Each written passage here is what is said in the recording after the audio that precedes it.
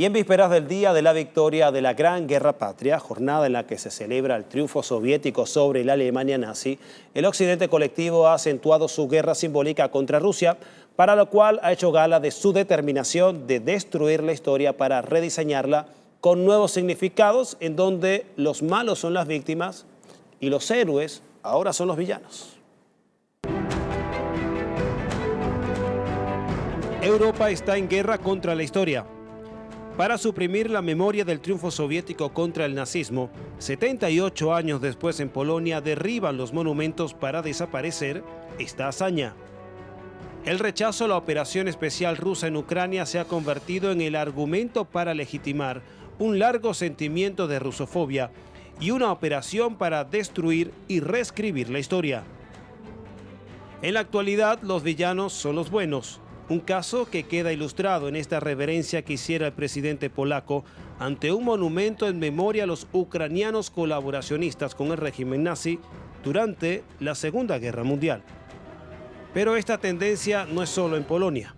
En los países bálticos como Letonia derriban los monumentos soviéticos por decisión política o detienen a aquellas personas que reivindican a los libertadores contra el nazismo. En Estonia no se quedan atrás. El gobierno local ha ordenado la remoción de emblemas soviéticos como el histórico tanque con el que combatieron durante la Gran Guerra Patria, al tiempo que ordena la penalización de las personas que honren el Día de la Victoria el 9 de mayo. Pero el núcleo más duro de esta estrategia antirrusa es Ucrania. En esta escena, militares del régimen de Kiev derriban el monumento a una joven mártir soviética que resistió la invasión nazi, y lo hacen con una hazaña que hace pensar que es una revancha de los vencidos.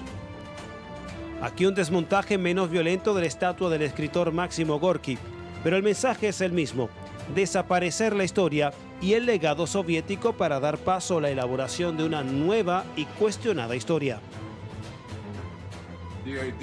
La idea de destruir monumentos no se refiere únicamente a los monumentos de la época soviética.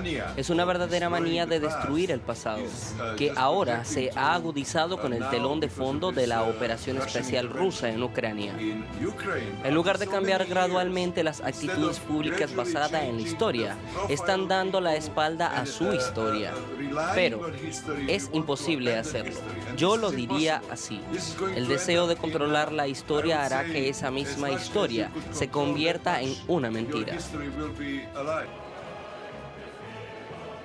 Pero Occidente no solo persigue y destruye las estatuas, sino que busca también acabar con celebraciones tradicionales como la del Regimiento Inmortal, que todos los años honra a los héroes contra el nazismo.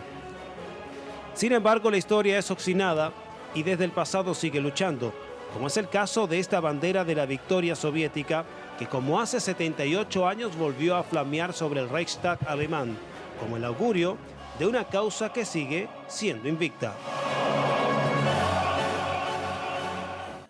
Bien, la bandera roja de la extinta Unión Soviética, aún desaparecida, sigue inquietando en la memoria de Occidente y a sus actuales patrocinadores del nazifascismo.